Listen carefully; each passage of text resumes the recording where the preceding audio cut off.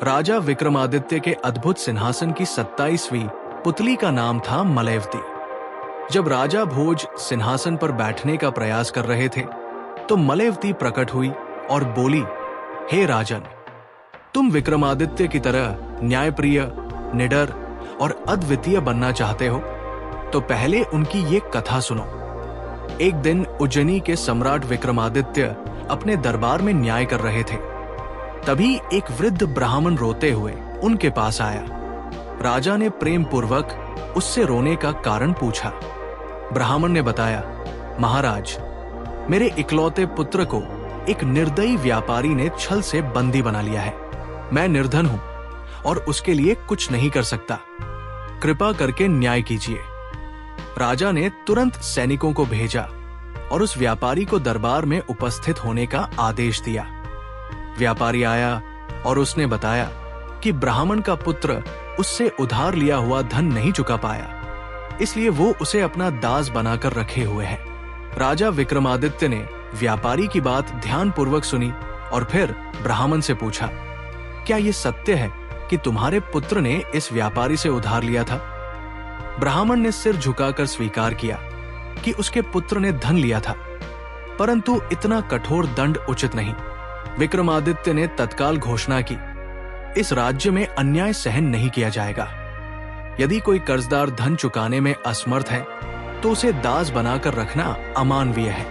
मैं स्वयं इस कर्ज को चुकाऊंगा। उन्होंने अपने खजाने से व्यापारी को पूरा धन दिलवाया और ब्राह्मण का पुत्र मुक्त कर दिया। ये देखकर समस्त प्रजा विक्रमादित्य के न्याय और दयालुता की प्रशंसा करने लगी। परंतु कहानी यही समाप्त नहीं होती। विक्रमादित्य को यह बात ठीक नहीं लगी कि कोई व्यक्ति ऋण न चुका पाने के कारण ऐसी स्थिति में आ जाए। इसलिए उन्होंने घोषणा की कि राज्य में एक नया नियम लागू होगा। कोई भी व्यापारी अत्यधिक ब्याज दर पर ऋण नहीं देगा और न ही किसी को उसके लिए दास बनाएगा। इस निर्णय के कारण उज्जैनी राज्य में व्यापार और सामाजिक समरसता का नया युग प्रारंभ हुआ।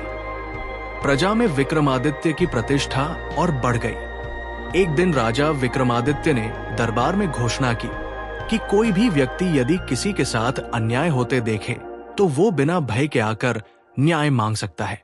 इस घोषणा के कुछ दिन बाद ही एक महिला दरबार में पहुंची।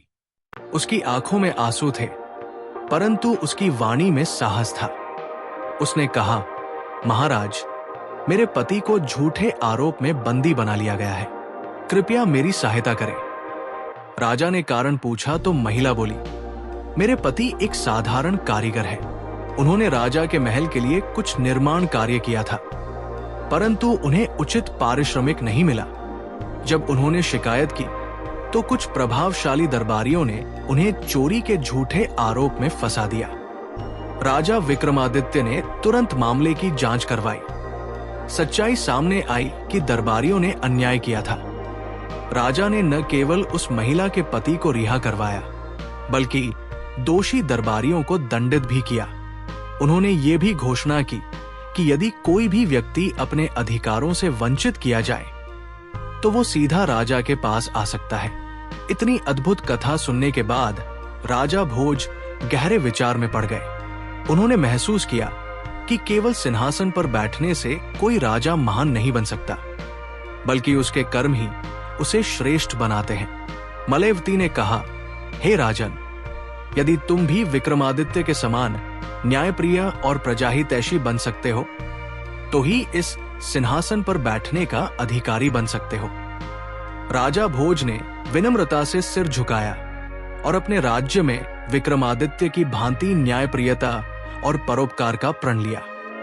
उन्होंने सिंहासन पर बैठने का विचार त्याग दिया और प्रजा के कल्याण के लिए कार्य करने लगे। इस कथा से ये शिक्षा मिलती है कि एक सच्चा शासक वही होता है जो न्याय, करुणा और परोपकार को अपने शासन का आधार बनाता है। राजा विक्रमादित्य की भांति हमें भी सदैव सत्य और धर्म के मार्ग पर चलना चाहिए।